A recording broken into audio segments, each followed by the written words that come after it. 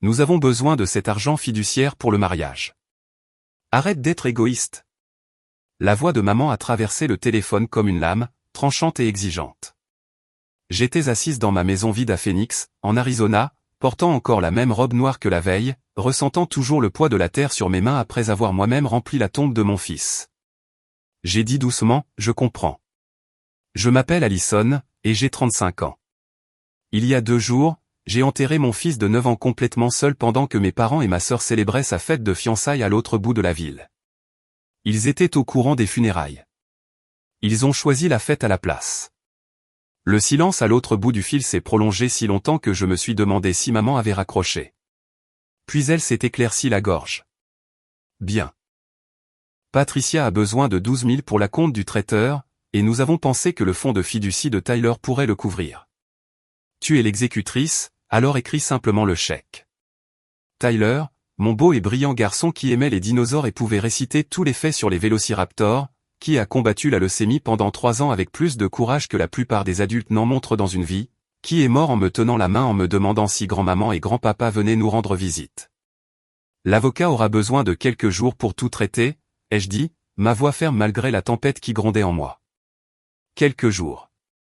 Allison, la salle doit être payée d'ici vendredi, sinon Patricia perd sa place.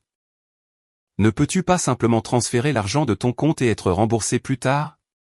J'ai fermé les yeux, me souvenant de la façon dont je les avais suppliés de reporter la fête de fiançailles de Patricia, juste un jour, juste pour être là lorsque leur petit-fils serait mis au repos. Maman avait claqué sa langue et dit, « Chérie, Tyler ne voudrait pas que nous soyons tristes. Il voudrait que nous célébrions le bonheur familial. » Bonheur familial.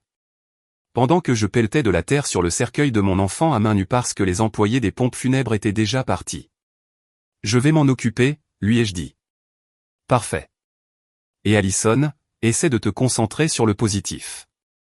Le mariage de Patricia sera un nouveau départ pour nous tous. Nous devons laisser cette période difficile derrière nous et aller de l'avant. L'appel s'est terminé. J'ai posé le téléphone et suis allé dans la chambre de Tyler où ses posters de dinosaures recouvraient toujours les murs et son tricératops en peluche préféré était assis sur le lit défait. Nous vivions dans cette maison depuis 1 an, depuis que j'avais déménagé à Phoenix pour me rapprocher de ma famille pendant le traitement de Tyler. Quelle erreur cela avait été. Mes parents vivaient à 20 minutes, à Scottsdale, dans la grande maison que papa avait achetée après le décollage de son cabinet comptable. Patricia, ma jeune sœur de 3 ans, vivait dans leur pool house tout en planifiant son mariage de rêve avec un promoteur immobilier nommé Brad. Lorsque Tyler a été diagnostiqué pour la première fois, il semblait soutenir. Ils ont visité l'hôpital à quelques reprises, ont apporté des fleurs, ont prononcé tous les mots justes sur le fait d'être là pour nous. Mais au fil des mois qui se sont transformés en années, et que l'état de Tyler s'est aggravé, leurs visites sont devenues moins fréquentes. Après tout, ils étaient des gens occupés. Papa avait des clients à gérer. Maman avait son club de jardinage et sa société de lecture. Patricia avait des lieux de mariage à visiter et des robes à essayer. Le point de rupture est survenu il y a 6 mois lorsque Tyler était de retour à l'hôpital pour une autre série de chimiothérapies. Il demandait à grand-papa de venir lui lire des livres sur les dinosaures comme il le faisait auparavant. J'ai appelé le bureau de papa 3 fois ce jour-là. Sa secrétaire n'arrêtait pas de dire qu'il était en réunion. Ce soir-là, j'ai vu la story Instagram de Patricia, un dîner de famille dans leur steakhouse préféré. Maman, papa, Patricia et Brad, tous souriant devant du vin cher et des plats parfaitement présentés. L'horodatage indiquait que cela avait été publié pendant que Tyler vomissait à cause de son traitement, demandant pourquoi ses grands-parents ne l'aimaient plus. J'aurais dû savoir alors ce que je sais maintenant. Lorsqu'il s'agissait de choisir entre la commodité et l'engagement, il prendrait toujours le chemin le plus facile. Le fonds de fiducie de Tyler avait été créé par la famille de mon ex-mari après sa mort dans un accident de voiture il y a 4 ans. 50 000 $ destinés à assurer l'avenir de Tyler, l'université, peut-être une maison un jour, tout ce dont il pourrait avoir besoin. Lorsque Tyler a été diagnostiqué, j'avais été reconnaissante pour ce filet de sécurité, même si je n'y ai jamais touché un centime. Mon travail d'infirmière à l'hôpital pour enfants de Phoenix nous permettait de nous en sortir, et je voulais que cet argent reste celui de Tyler. Maintenant, Tyler était parti, et légalement, en tant que sa mère et l'exécutrice de sa succession, l'argent m'appartenait. Mais il ne savait pas ce que j'en avais déjà fait. Il y a 3 semaines, lorsque les médecins de Tyler m'ont dit que son temps était compté, j'ai pris une décision. J'ai appelé l'avocat qui gérait la fiducie et j'ai posé des questions sur les dons de bienfaisance. L'argent pourrait-il être donné au nom de Tyler? Bien sûr, avait-il dit. Il suffit de votre signature en tant qu'exécutrice. J'avais passé des heures à rechercher des organisations de lutte contre le cancer infantile, à lire sur leur programme et leur impact. Je voulais que l'héritage de Tyler aide d'autres enfants à combattre la même bataille qu'il avait menée si courageusement. Les documents ont été remplis il y a 2 semaines. Chaque centime de ces $50 000 avait déjà été donné à la Children's Cancer Research Alliance avec un fonds commémoratif établi au nom de Tyler. L'ironie était belle. Pendant que ma famille planifiait sa fête, au lieu de soutenir son petit-fils dans ses derniers jours, je veillais à ce que la mémoire de Tyler perdure d'une manière qui comptait vraiment. Je suis allé à ma cuisine et j'ai versé une tasse de café, en pensant au dîner de famille de demain. Maman l'avait appelé un rassemblement de guérison où nous pourrions traiter notre deuil ensemble et discuter des projets de mariage de Patricia. Elle avait insisté pour que je vienne, malgré mes protestations selon lesquelles je n'étais pas encore prête à être entourée de gens. Mais j'irai. Je m'assiérai à leur table, écouterai leur conversation sur le mariage et attendrai le moment idéal pour partager ce que j'avais déjà fait avec le fonds de fiducie de Tyler. L'expression sur leur visage vaudrait chaque instant de douleur qu'ils avaient causé. Mon téléphone a vibré avec un SMS de Patricia. J'ai hâte de te voir demain. Maman dit que tu es super généreuse avec l'argent de Tyler. Tu es la meilleure sœur du monde. J'ai souri pour la première fois depuis les funérailles. Le lendemain soir, j'ai conduit jusqu'à la maison de mes parents à Scottsdale, en passant devant le cimetière où Tyler reposait sous une petite pierre tombale que j'avais choisie moi-même. Personne ne s'était non plus proposé de m'aider pour ces arrangements. Ils étaient trop occupés à goûter les gâteaux de mariage. La maison était exactement la même qu'avant, pelouse parfaitement entretenue, voiture chère dans l'allée, lumière chaude jaillissant des fenêtres, une image de réussite suburbaine qui cachait tant de laideur en dessous. Je me suis assise dans ma voiture un instant, reprenant des forces. À l'intérieur de cette maison se trouvaient les personnes qui auraient dû aimer Tyler inconditionnellement, qui auraient dû tout laisser tomber pour être avec lui dans ces dernières semaines. Au lieu de cela, ils ont traité sa maladie comme un inconvénient, sa mort comme une interruption de leurs projets importants. Papa a ouvert la porte avant que je puisse frapper, m'enveloppant dans ce qui ressemblait à une performance d'étreinte. Allison, ma chérie, nous sommes si heureux que tu aies pu venir. Ta mère a préparé ton pot-au-feu préféré. Mon pot-au-feu préféré. Comme si la nourriture pouvait compenser l'abandon de leur petit-fils. La salle à manger était dressée avec la meilleure porcelaine de maman, celle qu'elle n'utilisait que pour les occasions spéciales. Apparemment, discuter de la façon de dépenser l'argent de mon fils décédé était considéré comme spécial. Patricia et Brad étaient déjà assis, Patricia rayonnant d'excitation, Brad vérifiant son téléphone avec une sorte d'ennui qui suggérait qu'il préférait être n'importe où ailleurs. La voilà. Patricia s'est levée pour me serrer dans ses bras. Je suis tellement désolé de ne pas avoir pu assister aux funérailles. Le rendez-vous avec le fleuriste était prévu il y a des mois, et tu sais à quel point il est difficile d'avoir du temps avec les bons fournisseurs. Le rendez-vous avec le fleuriste. Pendant que j'abaissais le corps de mon fils dans le sol, ma sœur choisissait des centres de table. Maman est sortie de la cuisine en portant un plat de rôti parfaitement tranché, son visage illuminé par une sorte de joie forcée qu'elle avait perfectionnée au fil des ans. Je pensais que nous pourrions avoir un bon dîner en famille et parler d'aller de l'avant. Nous avons tous traversé tellement de choses ces dernières années. Nous avons tous traversé tellement de choses, comme si elle avait été celle qui dormait sur des chaises d'hôpital et tenait la main de son enfant pendant d'innombrables traitements. J'ai pris ma place à la table, la même chaise que j'occupais lors des dîners de famille tout au long de mon enfance. Tyler s'asseyait à côté de moi quand nous venions, posant des questions sans fin sur tout et faisant rire tout le monde avec ses imitations de dinosaures. L'espace vide à côté de moi était immense. Alors, a dit papa en coupant son rôti. Ta mère a mentionné que tu étais prête à aider avec les dépenses du mariage. C'est très généreux, surtout compte tenu de tout ce que tu traverses. Tyler voudrait que nous célébrions le bonheur, a ajouté maman rapidement. C'était un petit garçon si joyeux. Il voudrait que son argent serve à quelque chose de beau. J'ai failli m'étouffer avec mon eau. Tyler voudrait que son argent aide d'autres enfants malades, pas à financer une fête pour des personnes qui ne pouvaient pas prendre la peine d'assister à ses funérailles. Patricia s'est penchée avec empressement. Je réfléchis à la façon la plus significative d'honorer Tyler au mariage. Peut-être une petite table commémorative avec sa photo. Quelque chose de bon goût qui ne gâche pas trop l'ambiance. Une table commémorative. Une photo. Après l'avoir complètement abandonnée, elle voulait utiliser sa mémoire comme décoration de mariage. Ça a l'air charmant, ai-je dit prudemment. Brad a levé les yeux de son téléphone pour la première fois. De combien parlons-nous de toute façon? Le montant du fonds de fiducie. Voilà. La vraie raison de ce dîner. Pas le deuil, pas la guérison, pas l'unité familiale, l'argent. 50 000 $, a dit papa fièrement, comme s'il y avait contribué d'une manière ou d'une autre. La famille du père de Tyler l'a créé après l'accident. Investissement intelligent. Le garçon n'en aura pas besoin maintenant, alors autant que cela serve à quelque chose qui apporte de la joie à la famille. Le garçon n'en aura pas besoin maintenant. Tyler avait un nom. Il était leur petit-fils, mais pour eux, il n'était devenu rien de plus qu'une source de financement pour la journée parfaite de Patricia. En fait, j'ai une merveilleuse nouvelle à ce sujet, ai-je dit en posant ma fourchette. J'ai pu prendre des dispositions qui, je pense, plairaient vraiment à Tyler. Patricia a applaudi. L'as-tu déjà transféré sur le compte du mariage? Oh mon Dieu, cela signifie que nous pouvons améliorer le groupe. J'ai trouvé ce groupe incroyable qui joue lors de mariages de célébrités.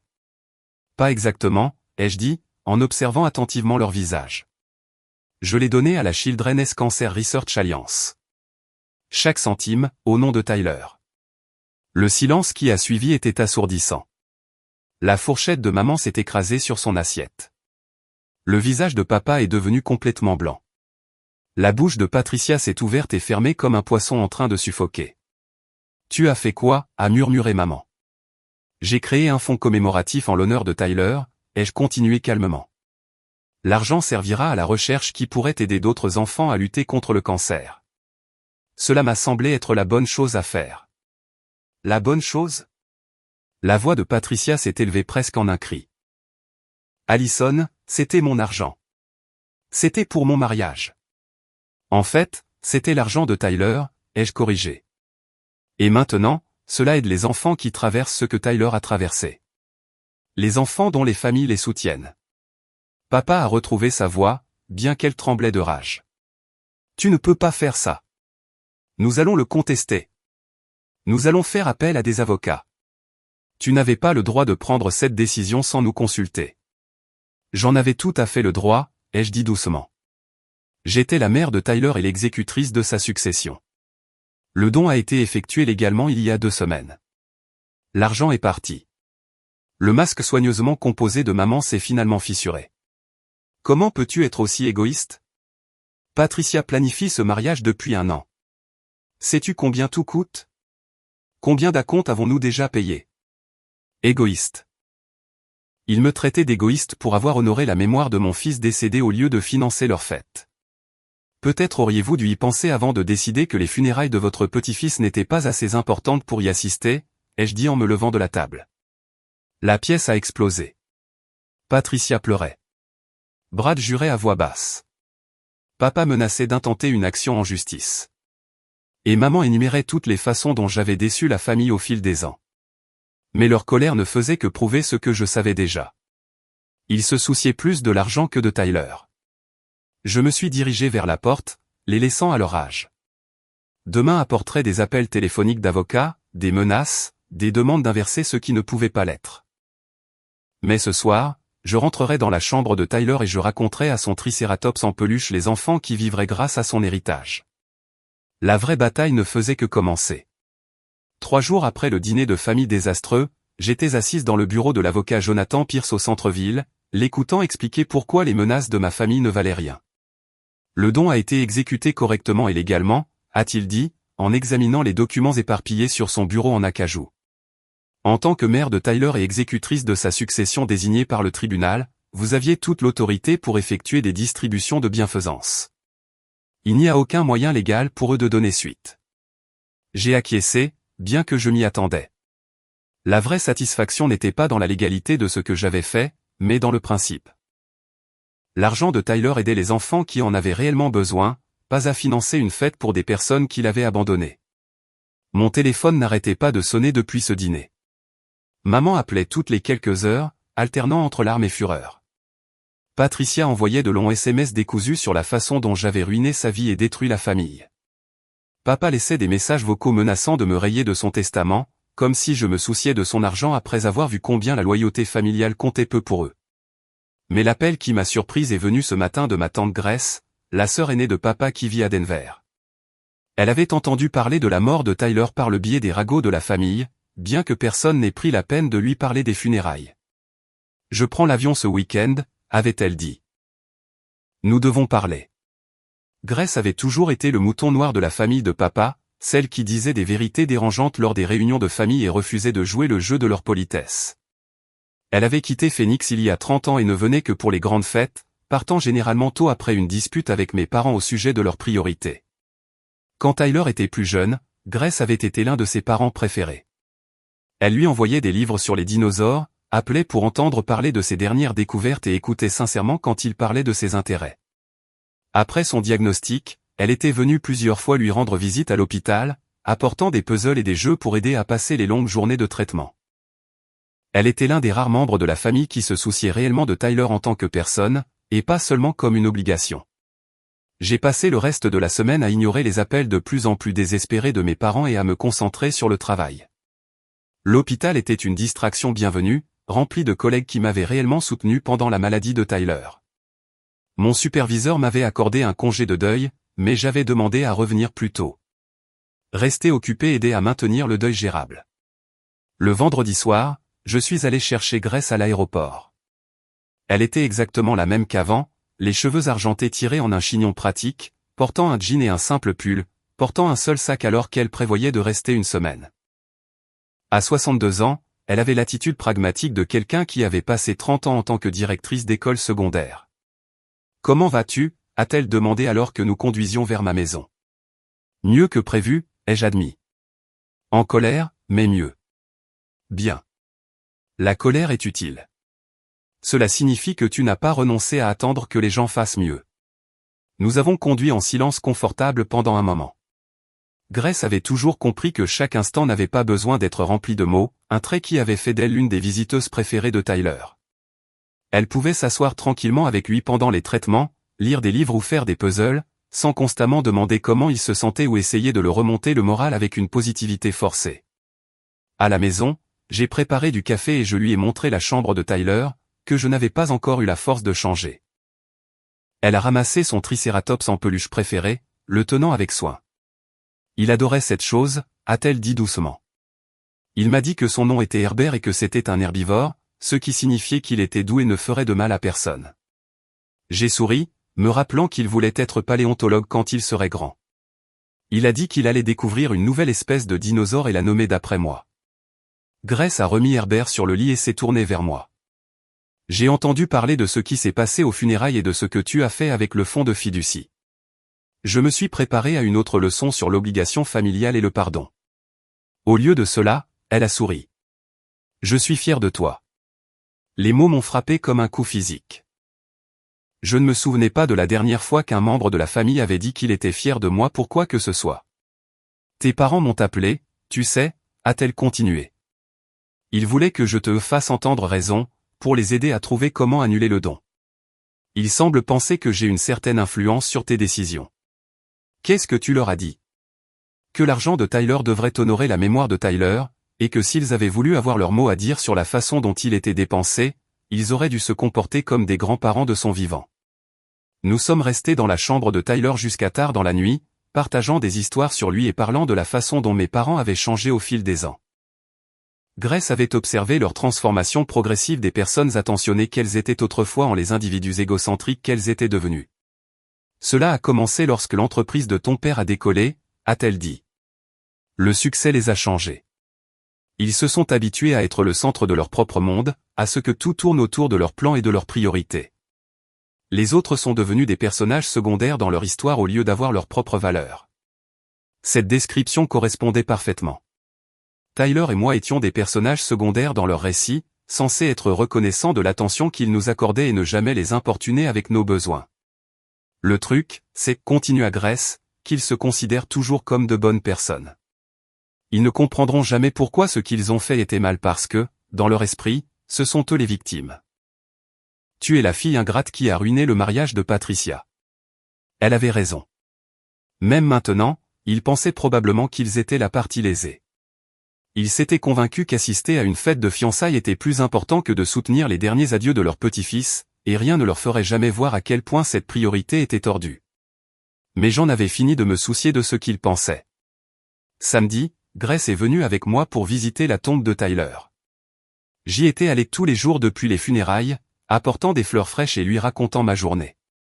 Aujourd'hui, j'ai apporté une photo de la Children's Cancer Research Alliance, montrant certains des enfants qui bénéficieraient de son fonds commémoratif. Regarde, Tyler, dis-je en m'agenouillant près de sa pierre tombale. Ton argent va aider ces enfants à aller mieux, comme tu as toujours voulu aider les gens. Grace se tenait tranquillement à côté de moi, sa main sur mon épaule. Pour la première fois depuis la mort de Tyler, j'avais l'impression que quelqu'un dans ma famille comprenait vraiment ce que j'avais perdu et ce que j'essayais d'honorer. Plus tard dans la soirée, alors que nous étions assis sur mon porche arrière à regarder le coucher du soleil, Grace posa la question que je redoutais. Que se passe-t-il maintenant avec tes parents? Je veux dire, envisages-tu de te réconcilier? J'ai pensé à Tyler demandant ses grands-parents à l'hôpital. J'ai pensé à la cérémonie funéraire vide. J'ai pensé à leur préoccupation immédiate pour l'argent du mariage au lieu du soutien dans le deuil. Non, dis-je finalement. Certaines choses ne peuvent pas être pardonnées, et certaines personnes ne méritent pas l'effort. Grace hocha la tête avec approbation. Bien. Tu as une colonne vertébrale après tout. Grace est restée une semaine entière, et sa présence m'a donné la force dont j'avais besoin pour faire face à ce qui allait suivre. La veille de son départ, mes parents se sont présentés chez moi à l'improviste. J'étais dans le jardin en train de planter des soucis dans le petit espace commémoratif que j'avais créé pour Tyler quand j'ai entendu des portières de voitures claquer dans mon allée. Grace était à l'intérieur en train de préparer le déjeuner, et je pouvais l'entendre se déplacer dans la cuisine alors que des pas approchaient. Allison. La voix de papa était tranchante, professionnelle, le même ton qu'il utilisait avec les clients difficiles. Nous devons parler. Je n'ai pas levé les yeux de mes fleurs. Tyler aimait les soucis parce qu'ils étaient orange vif, comme la couverture de son livre de dinosaures préféré. Je ne pense pas que nous ayons à le faire. Si, nous le devons. La voix de maman était tendue, comme si elle avait pleuré. Cela est allé assez loin. Tu détruis cette famille pour de l'argent qui aurait pu nous rapprocher tous. Je me suis finalement levé, en enlevant la terre de mes mains. Ils avaient l'air plus vieux que dans mon souvenir, plus usés. Patricia se tenait derrière eux, le visage bouffi et rouge. Brad était ostensiblement absent. Où est Brad? Ai-je demandé à Patricia. Elle fondit en larmes. Il a reporté le mariage. Il dit que nous devons régler nos finances avant de pouvoir planifier un avenir ensemble. C'est de ta faute. J'ai ressenti une petite pointe de satisfaction. Donc, il y avait aussi des conséquences pour Brad. Des conséquences qui se répercutaient déjà sur leur plan parfait. La salle a annulé notre réservation, continua maman, sa voix s'élevant. Le traiteur garde notre acompte mais ne fera pas l'événement sans paiement intégral. La robe de Patricia a été commandée et ne peut pas être retournée. Sais-tu combien d'argent nous perdons à cause de ton égoïsme? Grace apparut dans l'encadrement de ma porte, essuyant ses mains sur un torchon. Elle regarda mes parents avec la même expression qu'elle utilisait probablement sur les adolescents indisciplinés lorsqu'elle enseignait encore. Grace. Le ton de papa changea, devenant faussement chaleureux. Je suis content que tu sois là. Peut-être que tu peux aider Allison à voir la raison. Je vois très bien, dit Grace froidement. La question est de savoir si vous le pouvez. Patricia s'avança, du mascara coulant sur ses joues. Tante Grace, vous ne comprenez pas. Ça allait être le mariage parfait. Je le planifie depuis 2 ans. Tout le monde a déjà demandé des jours de congé, envoyé ses réponses. Je dois dire à 200 personnes que c'est annulé parce que ma sœur a décidé de jeter de l'argent par les fenêtres pour des inconnus au lieu d'aider sa propre famille. Des inconnus? Répétai-je lentement. Vous voulez dire des enfants atteints de cancer. Tu sais ce que je veux dire, rétorqua Patricia. Des enfants que tu ne connais même pas et qui n'ont rien à voir avec notre famille. Pendant ce temps, ta famille actuelle s'effondre, et tu t'en fiches. L'audace était à couper le souffle. Ils étaient en colère contre moi parce que je me souciais d'enfants malades au lieu de la fête de Patricia. Et ils se considéraient sincèrement comme les victimes dans cette situation. Dis-moi, dis-je en regardant directement maman. Que as-tu fait le jour où Tyler est mort? Le visage de maman rougit. Ce n'est pas juste. Nous étions en train de faire notre propre deuil. Vous êtes allé faire du shopping pour des chaussures de demoiselle d'honneur, dis-je doucement. Je t'ai appelé depuis l'hôpital à 15 heures pour te dire que Tyler était parti, et tu as dit que tu me rappellerais parce que tu étais au centre commercial avec Patricia. Ce n'est pas comme ça que ça s'est passé, protesta papa. C'est exactement comme ça que ça s'est passé. Et quand j'ai rappelé 3 heures plus tard, en pleurant et en demandant si vous pouviez venir, maman a dit qu'elle avait son club de lecture et qu'elle me verrait plus tard dans la semaine. Le silence s'étira entre nous. Grace regarda mes parents avec dégoût tandis que Patricia se sentait mal à l'aise. Votre petit-fils est mort, et vous êtes allé à votre club de lecture, continuai-je. Vous avez manqué ses funérailles pour une fête de fiançailles. Vous n'avez jamais une seule fois demandé comment j'allais, vous n'avez jamais offert d'aider aux préparatifs, vous n'avez même pas envoyé une carte. Mais maintenant, vous êtes ici à exiger l'argent de la fiducie de Tyler pour le mariage de Patricia. Nous sommes en deuil aussi, dit maman. Non, vous ne l'êtes pas. Vous êtes importuné. Il y a une différence. Les larmes de Patricia se transformèrent en colère. Très bien. Tu veux nous punir? Tu veux détruire mon bonheur parce que tu es malheureuse. Eh bien, félicitations. Tu as gagné. Brad pense que je suis financièrement irresponsable maintenant. Il se demande si je peux être une bonne partenaire si je ne peux pas gérer correctement l'argent. Le mariage est annulé, probablement pour toujours. J'aurais dû avoir pitié d'elle. Une partie de moi s'attendait à se sentir coupable des dommages collatéraux à sa relation. Au lieu de cela, je ne ressentais rien d'autre qu'une froide satisfaction. Peut-être que Brad a raison de remettre en question tes priorités, dis-je. Peut-être qu'il a réalisé que quelqu'un qui choisit l'organisation de fêtes plutôt que les funérailles familiales n'est pas le partenaire qu'il souhaite. Le visage de Patricia devint blanc de rage. Comment oses-tu? Comment oses-tu juger ma relation alors que tu n'as même pas pu garder le père de Tyler en vie? Les mots frappèrent comme une gifle physique. Même Grace halta. Papa attrapa le bras de Patricia, mais il était trop tard. Patricia, ça suffit, dit-il, mais sa voix manquait de conviction. Je fixai ma sœur, cette femme qui venait de me blâmer pour la mort de mon mari dans un accident de voiture, et sentis quelque chose à l'intérieur de moi se briser complètement. Pas la rupture nette d'un traumatisme soudain, mais la destruction lente et progressive des derniers fils qui maintenaient une relation ensemble. Sortez de ma propriété, dis-je doucement. Allison, elle ne le pensait pas, commença maman. Sortez de ma propriété maintenant, ou j'appelle la police. Grace s'avança à côté de moi, sa présence solide et réconfortante. Vous l'avez entendu. Partez. Papa ouvrit la bouche pour argumenter, mais quelque chose dans mon expression dut le convaincre que j'étais sérieuse. Il prit le bras de maman et la dirigea vers la voiture. Patricia suivit, toujours en pleurs, lançant un dernier plaidoyer désespéré par-dessus son épaule. Ce n'est pas fini, Allison. Nous sommes une famille. La famille ne s'abandonne pas comme ça. Je les regardais partir, me sentant plus légère que je ne l'avais été depuis des mois. Ils avaient raison sur une chose. La famille ne s'abandonne pas. C'est précisément la raison pour laquelle je les avais coupés de ma vie. Grace passa son bras autour de mes épaules. Ça va? Je crois que oui, dis-je, et réalisai que je le pensais. Ce soir-là, Grace et moi étions assises sur mon porche arrière avec des verres de vin, à regarder le coucher du soleil peindre le ciel en orange et rose, les couleurs préférées de Tyler.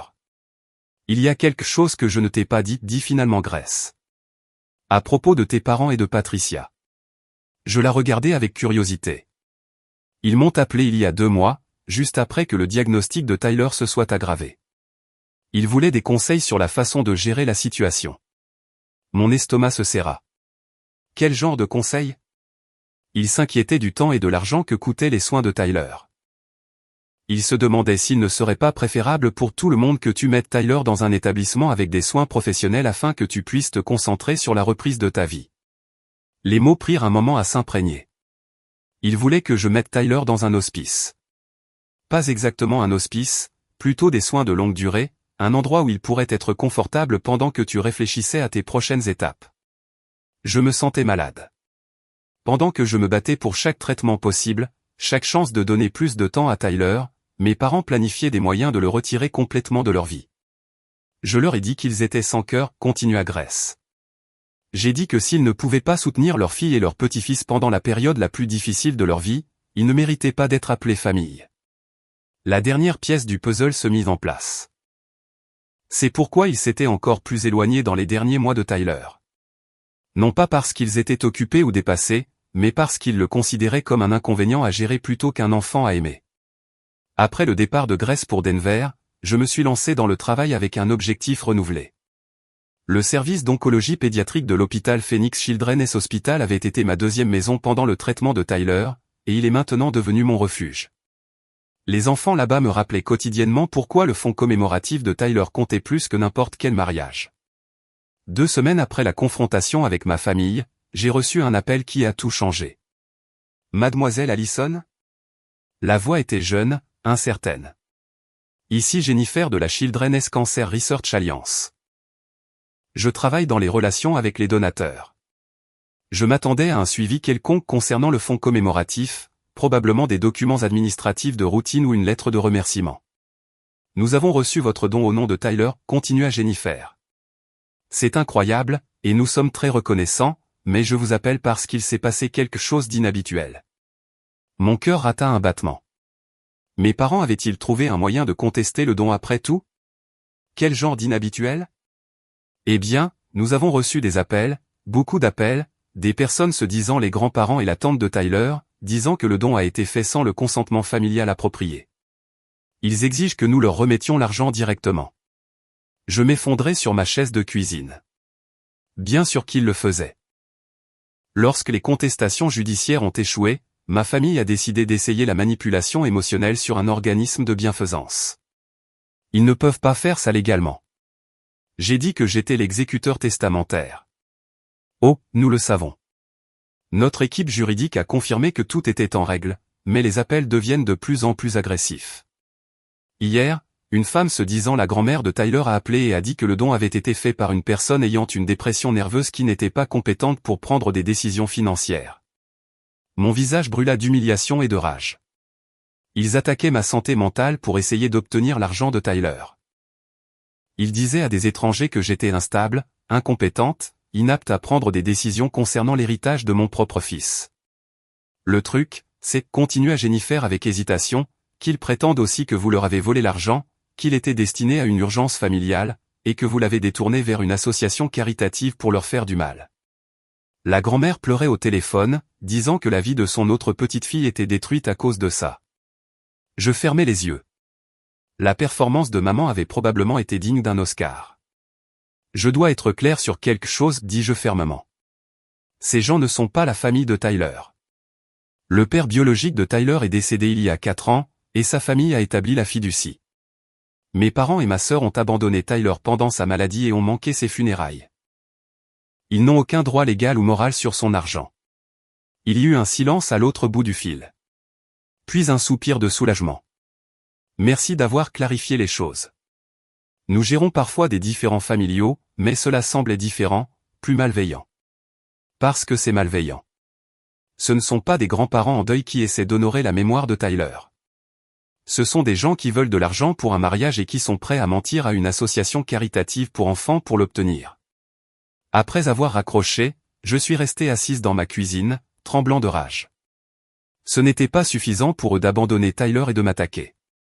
Maintenant, il harcelait l'organisation même qui essayait d'aider les enfants comme lui.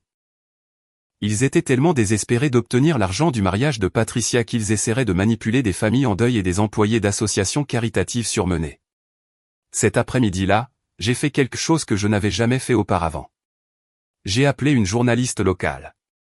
Melissa Torres travaillait pour l'équipe d'enquête de Channel 12, et j'avais vu ses reportages sur la fraude caritative et l'exploitation familiale. Elle a accepté de me rencontrer pour prendre un café, intriguée par ma brève description de la situation. Alors, laissez-moi comprendre, dit Melissa, en passant en revue les notes qu'elle avait prises pendant notre conversation d'1 heure. Vos parents et votre sœur ont manqué les funérailles de votre fils pour assister à une fête de fiançailles, puis ont exigé l'argent de sa fiducie pour les dépenses du mariage. Lorsque vous l'avez donné à la Children's Cancer Research à la place, ils harcèlent maintenant l'association caritative et prétendent que vous êtes mentalement incompétente. C'est exactement ça. Mélissa secoua la tête. J'ai couvert des conflits familiaux terribles, mais celui-ci est particulièrement cruel. L'angle de l'association caritative le rend digne d'intérêt, surtout s'ils font de fausses déclarations sur la compétence mentale pour essayer d'annuler un don légal. Qu'est-ce qu'un reportage accomplirait? La responsabilité publique. Parfois, les gens se comportent mieux quand ils savent que leurs actions pourraient devenir publiques.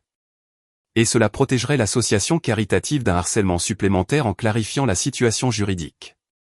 J'ai pensé à Tyler, aux enfants du service d'oncologie qui avaient besoin de financement pour la recherche plus que Patricia n'avait besoin d'un mariage parfait. J'ai pensé à la volonté de mes parents d'attaquer une association caritative qui aide les enfants malades. Fais-le, dis-je.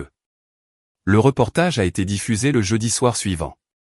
Mélissa avait fait ses devoirs, interviewant Jennifer de l'association caritative, confirmant le statut juridique du don et obtenant des déclarations du personnel hospitalier sur la maladie de Tyler et mon dévouement en tant que sa mère.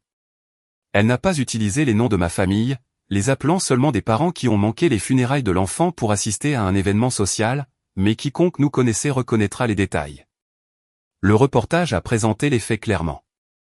Une mère qui a perdu son fils à cause d'un cancer a donné l'argent de sa fiducie pour aider d'autres enfants, et des membres de sa famille harcèlent maintenant l'association caritative pour essayer d'obtenir l'argent à des fins personnelles. L'expert juridique que Mélissa a interviewé l'a qualifié de moralement répréhensible et a confirmé que le don était irréversible. Mon téléphone a commencé à sonner avant la fin du reportage. Le premier appel venait de mon superviseur à l'hôpital, exprimant son soutien et son indignation en mon nom. Le deuxième venait de Grace à Denver, qui avait vu le reportage en ligne et était fier de moi d'avoir tenu tête publiquement. Le troisième appel venait de Patricia, hurlant si fort que j'ai dû éloigner le téléphone de mon oreille. Comment as-tu pu nous faire ça? Comment as-tu pu passer aux informations et nous faire passer pour des monstres? Sais-tu ce que cela va faire aux affaires de papa, à ma réputation? J'ai dit la vérité, dis-je calmement. Si cela vous fait passer pour des monstres, peut-être devriez-vous examiner votre comportement au lieu de me blâmer de l'avoir signalé. Nous allons te poursuivre en diffamation. Nous allons poursuivre la chaîne de télévision. C'est une atteinte à la réputation. Bonne chance avec ça, dis-je et raccroché. Le quatrième appel venait de papa, sa voix froide et contrôlée. Tu as franchi une limite, Allison. Aller dans les médias, diffuser des affaires familiales privées à la télévision, nous faire passer pour des criminels. Cela se termine maintenant. Tu as raison, dis-je, cela se termine maintenant. Ne me rappelle plus. Tu fais une erreur. La famille, c'est pour toujours, et un jour, tu auras besoin de nous. Ne brûle pas les ponts que tu devras peut-être traverser plus tard. J'ai pensé à Tyler demandant ses grands-parents à l'hôpital. J'ai pensé à remplir sa tombe seul pendant qu'il faisait la fête à l'autre bout de la ville. J'ai pensé qu'ils essayaient de convaincre une association caritative que j'étais mentalement incompétente. Je n'ai pas besoin de gens qui abandonneraient un enfant mourant, dis-je. Et je ne veux pas de pont vers des gens qui harcèleraient une association caritative pour le cancer infantile. Au revoir, papa. J'ai bloqué tous leurs numéros ce soir-là, me sentant enfin libre de pleurer Tyler correctement sans que leurs exigences et leurs manipulations n'empoisonnent mon processus de guérison. Le reportage a eu des conséquences que je n'avais pas prévues. Au cours de la semaine suivante, j'ai reçu des douzaines d'appels et de courriels de personnes qui avaient vu le reportage et voulaient partager leurs propres histoires de trahison familiale en période de crise, des parents qui avaient été abandonnés par leurs proches lorsque leurs enfants sont tombés malades, des conjoints qui avaient découvert le vrai caractère de leur partenaire lors d'urgences médicales, des enfants adultes dont les parents avaient montré leur véritable priorité lorsque de graves problèmes sont survenus.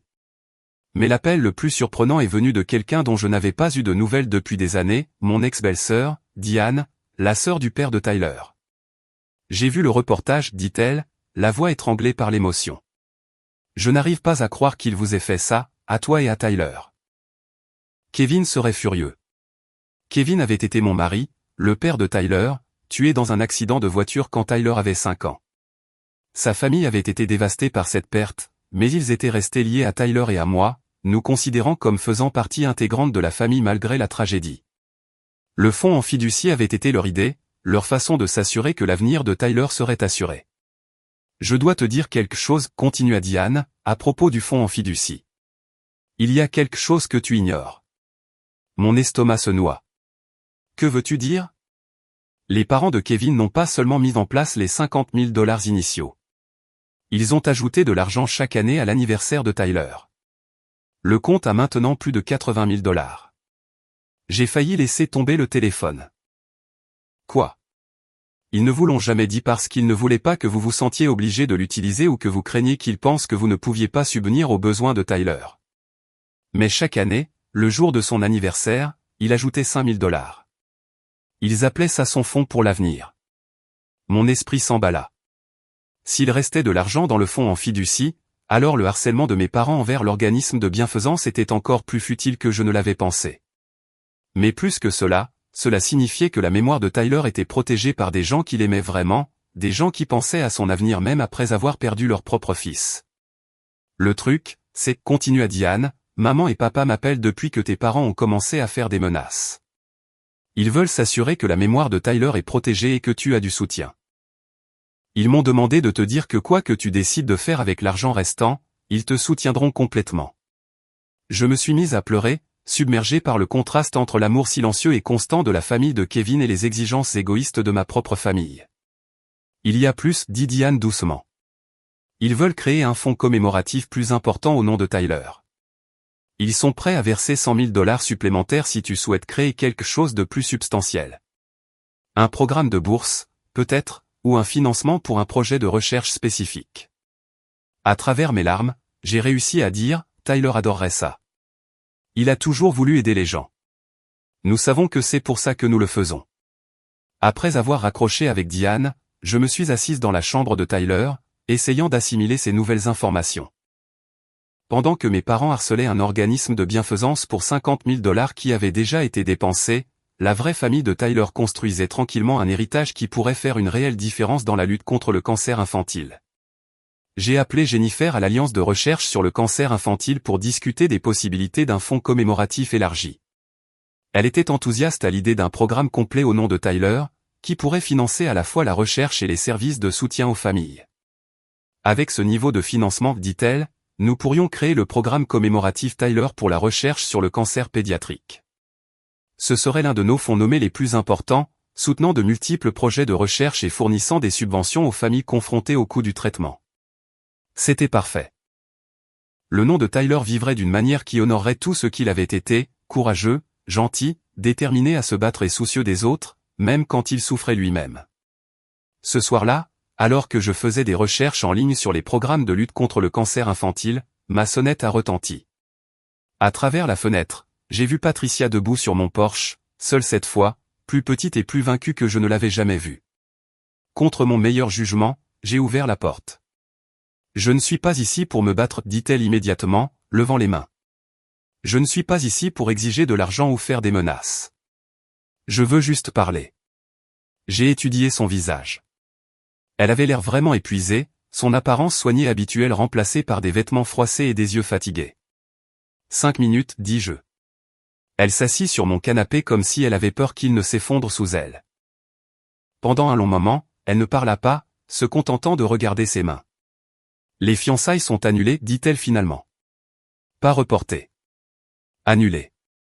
Brad dit qu'il ne peut pas épouser quelqu'un qui harcèlerait un organisme de bienfaisance pour enfants pour de l'argent.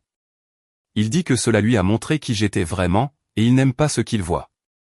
J'ai attendu, ne sachant pas si elle voulait de la sympathie ou si elle préparait une autre attaque. J'ai pensé à Tyler, continua-t-elle, sa voix à peine audible. À l'enterrement. À ce que nous avons fait. Ce que tu as choisi de faire, ai-je corrigé. Ce que j'ai choisi de faire, acquiesça-t-elle. Je n'arrête pas d'essayer de me justifier, de trouver un moyen de faire en sorte que ce ne soit pas aussi grave que ça l'a été, mais je n'y arrive pas. Il n'y a aucune excuse pour avoir manqué l'enterrement de ton neveu pour organiser une fête. J'ai senti une lueur de quelque chose qui aurait pu être de l'espoir, mais je l'ai refoulé. Patricia était douée pour dire ce que les gens voulaient entendre quand cela servait ses intérêts. Je ne sais pas comment arranger ça, dit-elle, les larmes commençant à couler. Je ne sais pas comment revenir en arrière sur ce que nous avons fait, ni comment compenser le fait de t'avoir abandonné quand tu avais le plus besoin de ta famille. Je ne sais même pas si je suis une personne assez bien pour mériter le pardon. Tu ne le es pas, dis-je doucement. Elle tressaillit comme si je l'avais giflée, mais acquiesça. Je sais que tu n'es pas une personne assez bien pour mériter le pardon, et je ne suis pas une personne assez généreuse pour le donner. Ce que tu as fait à Tyler, ce que tu m'as fait, ce que tu as essayé de faire à l'organisme de bienfaisance, ces choses ne s'effacent pas avec des excuses.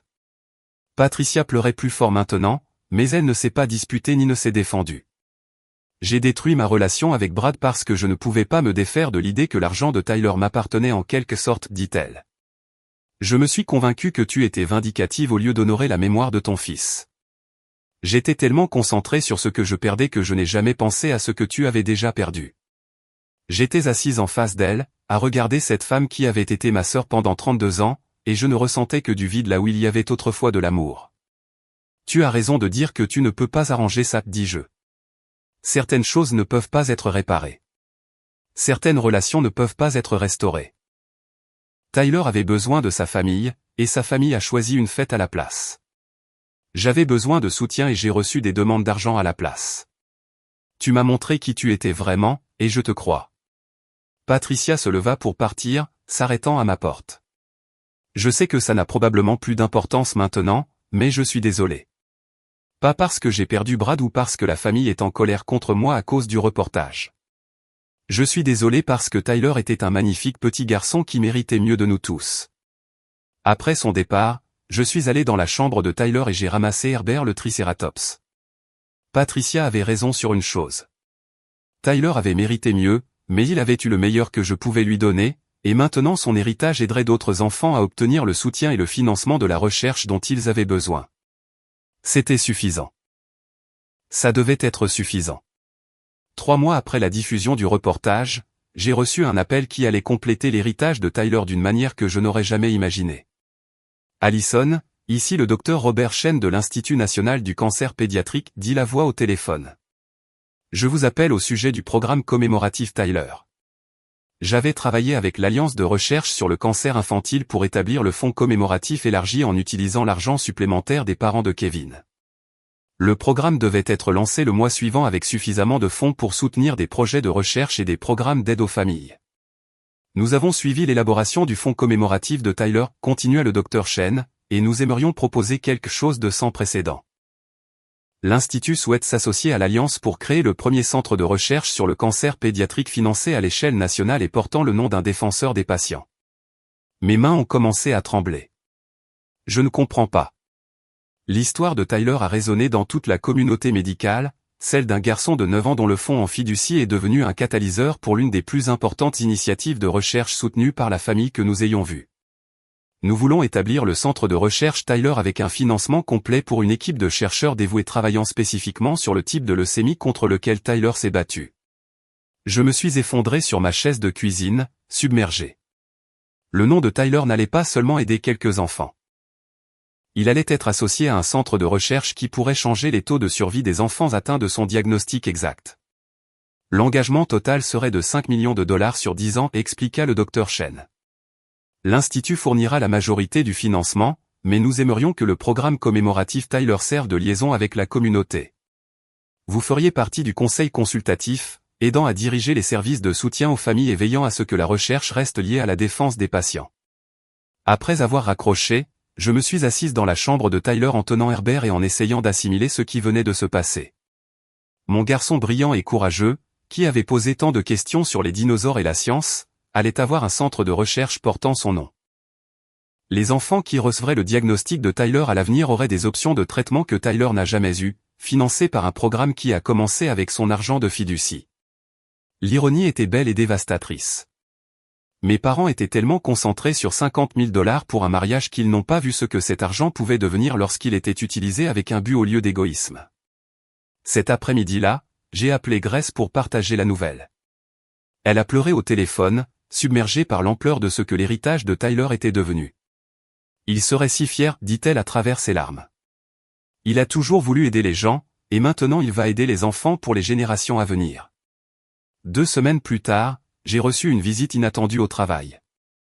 Je vérifiais les patients dans le service de pédiatrie lorsque la réceptionniste de l'unité m'a dit que quelqu'un me demandait au poste d'infirmière. C'était maman. Elle avait l'air plus âgée que la dernière fois que je l'avais vue il y a 3 mois, plus fragile en quelque sorte. Son apparence habituellement parfaite était échevelée, des vêtements froissés, des racines grises apparentes dans ses cheveux teints, un maquillage qui ne pouvait pas cacher l'épuisement dans ses yeux. Allison, dit-elle hésitante, pourrions-nous parler quelque part en privé? Je l'ai conduite dans une salle de consultation familiale vide, le même type de salle où Tyler et moi avions reçu d'innombrables mises à jour sur les progrès de son traitement. L'ironie ne m'échappait pas, j'ai entendu parler du centre de recherche, dit-elle, sans croiser mon regard, du nom de Tyler dessus. J'ai attendu, ne l'aidant pas à trouver ces mots. J'ai aussi entendu dire qu'il y avait plus d'argent dans le fonds en fiducie que nous ne le savions, que les parents de Kevin y avaient contribué. Oui, dis-je simplement. Donc, quand nous demandions l'argent, il y en avait en fait assez pour à la fois le mémorial de Tyler et le mariage de Patricia. Je l'ai regardée, stupéfaite qu'elle ne comprenne toujours pas. Non, maman. Il n'y a jamais eu assez d'argent pour les deux, car le mémorial de Tyler a toujours été la seule utilisation appropriée de l'argent de Tyler. Elle tressaillit mais continua, les affaires de ton père sont en difficulté. Le reportage a attiré l'attention que nous ne voulions pas. Certains de ses clients ont cessé de faire appel à son cabinet parce qu'ils ne veulent pas être associés à des personnes qui abandonneraient leur petit-fils. Bien, pensais-je, mais ne le dis pas, Patricia est retournée vivre avec nous après que Brad a rompu les fiançailles. Elle est déprimée, sortant à peine de sa chambre. Les prestataires du mariage conservent leurs acomptes, et nous avons perdu près de 20 000 $ entre la robe, le lieu et les autres dépenses. Je ne ressentais rien. Pas de sympathie, pas de satisfaction, juste du vide là où l'amour familial vivait autrefois. Ton père et moi en avons parlé, continua maman, sa voix à peine audible. Nous savons que nous avons fait des erreurs. Nous savons que nous vous avons blessé, toi et Tyler. Nous espérons que peut-être avec le temps, nous pourrions trouver un moyen de reconstruire notre relation. Pourquoi maintenant, ai-je demandé. Pourquoi es-tu ici maintenant, après 3 mois de silence? Sa façade se fissura légèrement. Parce que nous avons tout perdu ce qui comptait pour nous, sauf toi. Le mariage de Patricia devait être notre moment de fierté, notre chance de montrer à tout le monde à quel point notre famille avait réussi. Les affaires de papa prospéraient. Nous avions de l'argent, du statut et du respect dans la communauté. Maintenant, tout est parti. Et tu penses que je peux arranger ça pour vous? Je pense que la famille devrait se soutenir mutuellement pendant les moments difficiles, dit-elle. Mais les mots sonnaient comme récités. Je me suis levé, las de la conversation. Tu as raison de dire que la famille devrait se soutenir mutuellement pendant les moments difficiles. Tyler était ta famille pendant la période la plus difficile de sa vie, et vous l'avez abandonné. J'étais ta famille quand je pleurais la perte de mon enfant, et vous m'avez demandé de l'argent. Maintenant, vous êtes confrontés aux conséquences de vos choix, et soudain, vous vous souvenez de ce que signifie la famille. Nous sommes désolés, dit maman désespérément. Nous sommes vraiment, profondément désolés pour tout. Je crois que vous êtes désolés, dis-je. Désolé que vos actions aient eu des conséquences. Désolé que les gens aient découvert ce que vous êtes vraiment. Désolé d'avoir perdu votre vie confortable. Mais vous n'êtes pas désolé de ce que vous avez fait à Tyler parce que vous ne comprenez toujours pas ce que vous avez fait de mal. Je me suis dirigé vers la porte, puis me suis arrêté. Le centre de recherche de Tyler sera officiellement annoncé le mois prochain. Il y aura une cérémonie, une couverture médiatique, une reconnaissance de son héritage. Ne venez pas. Ne me contactez pas à ce sujet. N'essayez pas de faire partie de quelque chose à la création duquel vous n'avez pas participé. Maman a commencé à pleurer alors, le genre de larmes désespérées qui viennent quand quelqu'un réalise qu'il a perdu quelque chose de permanent. Tu es notre fille, dit-elle. Tyler était notre petit-fils. Nous vous aimons tous les deux. Non, dis-je doucement. Vous aimez l'idée de nous quand c'est pratique pour vous. Tyler avait besoin de grands-parents qui seraient présents, et j'avais besoin de parents qui me soutiendraient. Vous avez prouvé que ce n'est pas l'amour qui motive vos choix, c'est l'intérêt personnel. L'annonce du Tyler Research Center s'est tenue à l'hôpital pour enfants de Phoenix un jeudi matin ensoleillé de février. La cérémonie a eu lieu dans la même salle de conférence où Tyler et moi avions assisté à tant de réunions avec son équipe soignante, désormais transformée avec des bannières et des présentations, mettant en valeur la recherche que le centre financerait. Le Dr Chen a présenté le programme à un public de professionnels de la santé, d'administrateurs d'hôpitaux et de médias locaux. Jennifer, de la Children's Cancer Research Alliance, a parlé du pouvoir des dons commémoratifs pour transformer le deuil en espoir. Les parents de Kevin, les vrais grands-parents de Tyler, était assis au premier rang, les larmes de fierté aux yeux. Quand ce fut mon tour de parler, j'ai regardé la foule de personnes qui s'étaient rassemblées pour honorer la mémoire de mon fils et j'ai ressenti une paix que je n'avais pas connue depuis avant son diagnostic. Tyler me demandait souvent si les traitements fonctionnaient, ai-je commencé. Il voulait savoir si le médicament l'améliorait, si les médecins-chercheurs apprenaient des choses qui l'aideraient lui et d'autres enfants comme lui. Je lui ai toujours dit oui, que chaque jour où il se battait aidait les médecins à comprendre comment gagner la guerre contre sa maladie. J'ai fait une pause, en pensant à ces conversations dans les chambres d'hôpital, à la détermination de Tyler à être courageux parce qu'il pensait que cela aiderait d'autres enfants. Tyler n'a jamais vu la recherche à laquelle il a contribué pendant son traitement porter ses fruits dans son propre rétablissement. Mais aujourd'hui, son héritage financera le type exact de recherche auquel il croyait. Le Tyler Research Center se concentrera spécifiquement sur la forme de leucémie lymphoblastique aiguë qui a coûté la vie à Tyler, dans le but d'améliorer les taux de survie et la qualité de vie des enfants confrontés à ce diagnostic. Les applaudissements furent chaleureux et soutenus. Dans le public, je pouvais voir les parents de Kevin se tenant la main, Grace essuyant ses larmes et plusieurs des anciennes infirmières de Tyler du service d'oncologie souriant malgré leurs émotions. Le centre représente la vérité sur le caractère de Tyler, ai-je continué. Il était courageux, curieux, déterminé et attentionné. Même à 9 ans, il comprenait que combattre sa maladie ne concernait pas seulement sa propre survie. Il s'agissait de contribuer à des connaissances qui pourraient sauver d'autres enfants. Ce centre de recherche incarnera ces valeurs pendant des années. Après la cérémonie, alors que les gens se mêlaient et regardaient les présentations sur les projets de recherche prévus par le centre, Grace s'est approchée de moi avec une expression inquiète. Il y a des gens dehors qui demandent à vous parler, dit-elle doucement. Ils disent qu'ils sont les grands-parents de Tyler. Mes parents étaient venus après tout, malgré ma demande explicite qu'ils restent à l'écart. À travers la fenêtre, je pouvais les voir debout sur le parking de l'hôpital avec Patricia, tous les trois ayant l'air incertains et déplacés. Voulez-vous que je demande à la sécurité de leur demander de partir, demanda Grace. J'y ai pensé, mais j'ai réalisé que cela pourrait être l'occasion idéale de mettre fin aux choses de manière définitive. Non, laissez-moi leur parler. Je suis sorti où mes parents et Patricia attendaient à côté de la voiture de papa. Ils avaient l'air plus petits en quelque sorte, diminués par le poids de leur choix. Nous voulions juste voir, dit maman doucement, comprendre ce que l'argent de Tyler est devenu.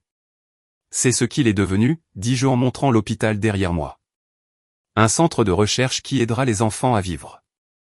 Un héritage d'espoir au lieu d'une fête qui aurait été oubliée en une journée. Papa fit un pas en avant, son visage montrant la tension des derniers mois. Nous savons que nous avons eu tort. Nous savons que nous t'avons blessé, toi et Tyler, mais nous sommes toujours une famille, Allison. Nous t'aimons toujours. Vraiment, ai-je demandé. M'aimez-vous, ou aimez-vous l'idée d'avoir une fille qui est maintenant liée à un prestigieux programme de recherche médicale? Aimez-vous Tyler, ou aimez-vous le statut reflété d'avoir un petit-fils avec un centre de recherche portant son nom? Patricia parla pour la première fois. Je sais que vous n'avez aucune raison de me croire, mais en voyant ce que l'argent de Tyler a créé, en voyant ce que sa vie a signifié pour toutes ces personnes, cela me fait comprendre à quel point j'avais tort. J'étais tellement concentré sur mon mariage, sur mon jour parfait, que je ne pouvais pas voir au-delà de mes propres envies à ce qui comptait réellement. C'est la première chose honnête que vous ayez dite depuis des années, ai-je répondu. J'ai réfléchi à ce que vous avez dit à propos de certaines relations qui ne peuvent pas être réparées, continua Patricia. Vous avez raison. Ce que nous avons fait à Tyler, ce que nous vous avons fait, cela ne peut pas être réparé avec des excuses. Mais j'ai besoin que vous sachiez que je comprends maintenant pourquoi vous ne nous pardonnerez jamais. Et j'ai étudié son visage, à la recherche de signes de manipulation ou de motivations intéressées.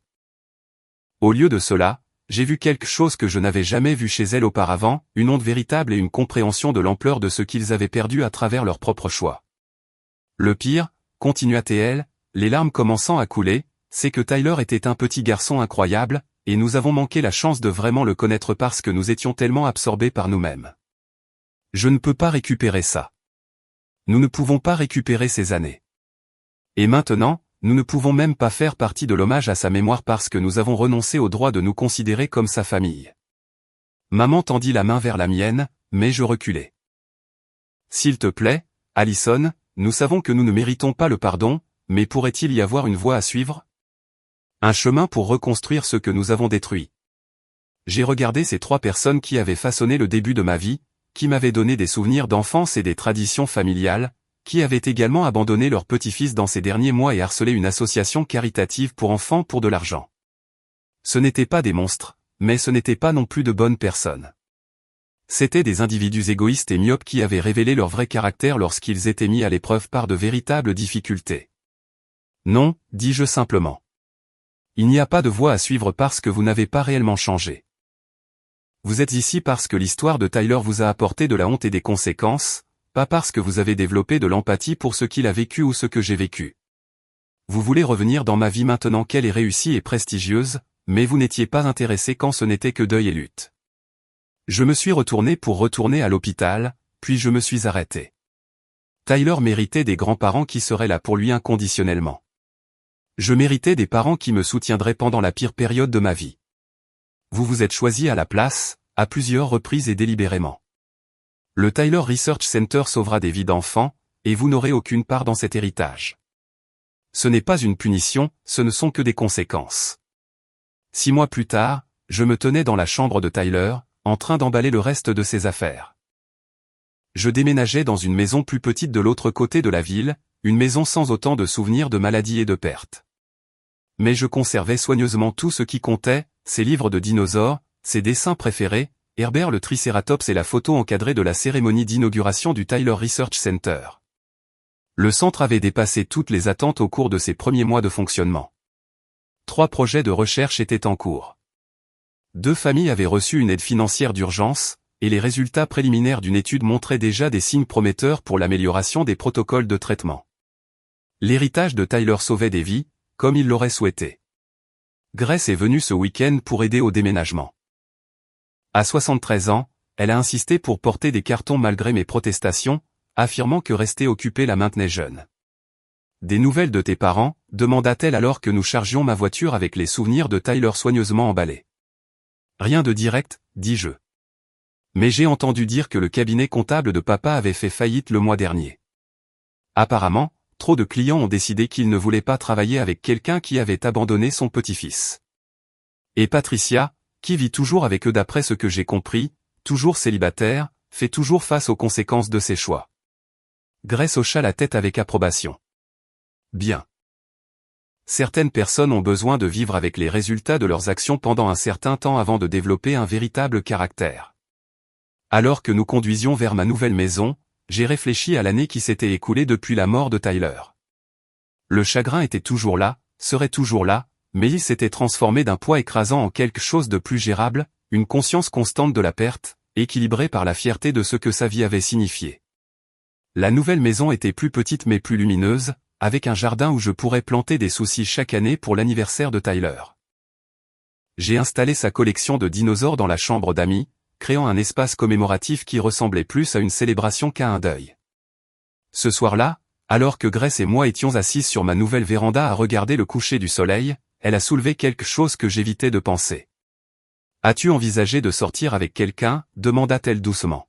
« Je sais qu'il est encore tôt, mais finalement tu voudras peut-être partager ta vie avec quelqu'un à nouveau. » J'y avais pensé de temps en temps, mais l'idée d'expliquer l'histoire de Tyler, de trouver quelqu'un qui puisse comprendre la profondeur de ce que j'avais perdu et de ce que j'avais choisi, me semblait accablante. « Peut-être un jour, dis-je. Pour l'instant, je me concentre sur le centre de recherche et sur le fait de m'installer ici. »« C'est bien, dit Grace. Mais ne laissez pas la trahison de vos parents vous fermer à la possibilité que certaines personnes soient réellement capables d'être présentes quand cela compte. » 2 semaines plus tard, j'ai reçu un appel téléphonique inattendu qui allait prouver le point de Grace. Est-ce Allison, la maman de Tyler? La voix était inconnue. Féminine, nerveuse. Oui. Qui est à l'appareil? Je m'appelle Sarah Chen. Ma fille, Emma, a 8 ans, et elle vient d'être diagnostiquée avec le même type de leucémie que Tyler avait. Les médecins du Phoenix Children's ont mentionné le Tyler Research Center et ont suggéré que je vous appelle. Mon cœur se serra d'une douleur familière et d'un espoir inattendu. Comment puis-je vous aider? Emma a entendu parler de l'histoire de Tyler, de sa bravoure et de la façon dont son héritage aide d'autres enfants. Elle veut savoir si elle peut être courageuse comme Tyler l'était, si le fait de combattre sa maladie pourrait également aider les futurs enfants. Je me suis retrouvé à sourire à travers mes larmes. Tyler adorerait l'attitude d'Emma. Il disait toujours qu'être courageux ne consistait pas à ne pas avoir peur, il s'agissait de se battre quand même parce que cela pourrait aider quelqu'un d'autre. Nous avons parlé pendant 1 heure. Sarah était une mère célibataire, submergée par le diagnostic et le traitement à venir. Sa famille vivait à travers le pays et ne pouvait pas fournir beaucoup de soutien. Elle faisait face au même isolement que j'avais connu, mais elle n'avait pas à y faire face seule. « Aimeriez-vous qu'on se rencontre pour prendre un café un de ces jours ?» ai-je demandé. « Je ne peux pas rendre cela plus facile, mais je peux m'assurer que vous ne le vivez pas seul. »« J'aimerais beaucoup, » dit Sarah, le soulagement évident dans sa voix. Emma n'arrête pas de poser des questions auxquelles je ne sais pas comment répondre. Peut-être pourriez-vous m'aider à trouver les mots. Après avoir raccroché, je suis allé dans la salle commémorative de Tyler et j'ai ramassé Herbert le Tricératops. Tu continues d'aider les enfants à être courageux, lui dis-je. Comme tu l'as toujours voulu. Au cours des mois suivants, je suis devenu un mentor et un système de soutien pour plusieurs familles confrontées à des diagnostics de cancer pédiatrique. Le Tyler Research Center a fourni un espoir médical, mais ces familles avaient besoin d'un soutien émotionnel de quelqu'un qui comprenait leur parcours. J'ai trouvé un but à être la personne que j'avais souhaité pendant la maladie de Tyler, quelqu'un qui se présentait de manière cohérente, qui comprenait la peur et l'épuisement, qui pouvait offrir une aide pratique en plus d'un soutien émotionnel. Mes parents ne m'ont plus jamais contacté directement, mais j'ai parfois eu des nouvelles par le biais de connaissances communes. Papa avait accepté un emploi dans un plus grand cabinet comptable, travaillant comme employé au lieu de diriger sa propre entreprise. Maman s'était retirée de la plupart de ses activités sociales, apparemment aux prises avec le jugement de leur communauté. Patricia avait finalement trouvé du travail comme réceptionniste mais vivait toujours à la maison. Ses rêves d'une vie conjugale glamour, remplacés par la réalité de recommencer à 32 ans avec une réputation endommagée. Je ne ressentais aucune satisfaction dans leur lutte, mais aucune sympathie non plus. Ils vivaient avec les conséquences de leurs choix, tout comme je vivais avec les miens. La différence était que mes choix honoraient la mémoire de Tyler, protéger son héritage, couper les liens avec les personnes qui nous avaient abandonnés avaient mené à un but et à la paix.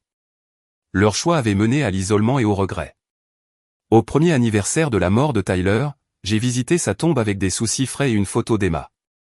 La petite fille qui combattait actuellement la même bataille que Tyler avait combattue. Elle répondait bien au protocole de traitement élaboré grâce à la recherche financée par le programme commémoratif de Tyler. « Tu sauves des vies, mon bébé », chuchotai-je à sa pierre tombale. Comme tu as toujours voulu aider les gens. Les années qui ont suivi ont apporté de nouveaux défis et des joies inattendues. J'ai aidé des dizaines de familles à naviguer dans le traitement du cancer pédiatrique, j'ai vu le Tyler Research Center étendre ses programmes et j'ai lentement construit une famille choisie de personnes qui comprenaient que l'amour signifie être présent quand c'est difficile, pas seulement quand c'est pratique. Mes parents et ma sœur avaient choisi la commodité plutôt que la compassion, l'intérêt personnel plutôt que le sacrifice. Ils avaient perdu la chance de faire partie de quelque chose de significatif, quelque chose qui survivrait à leurs préoccupations mesquines concernant l'argent et le statut. Le Tyler Research Center a continué de croître et de sauver des vies, financé par l'argent de la fiducie qu'ils avaient si désespérément essayé de réclamer pour un mariage qui n'a jamais eu lieu. Leur cupidité leur avait coûté non seulement ma relation, mais aussi l'occasion de faire partie de l'héritage durable de Tyler. J'avais appris que la famille ne se résume pas à une relation de sang. Il s'agit de savoir qui est là dans les moments sombres, qui vous tient la main dans les moments les plus difficiles, qui honore la mémoire de vos proches au lieu de l'exploiter. La vraie famille de Tyler était les médecins qui se battaient pour guérir sa maladie, les chercheurs qui travaillaient tard dans la nuit à la recherche de meilleurs traitements et les parents qui suivaient ce chemin difficile et qui puisaient leur force dans son histoire. Alors que je réfléchissais à mon parcours depuis cet appel téléphonique dévastateur exigeant l'argent de la fiducie jusqu'à l'observation de la transformation de l'héritage de Tyler dans les soins contre le cancer infantile, j'ai réalisé que parfois l'acte d'amour le plus profond consiste à savoir quand s'éloigner des personnes qui ne méritent pas d'avoir accès à votre cœur et à utiliser cet espace libéré pour créer quelque chose de beau pour ceux qui le méritent.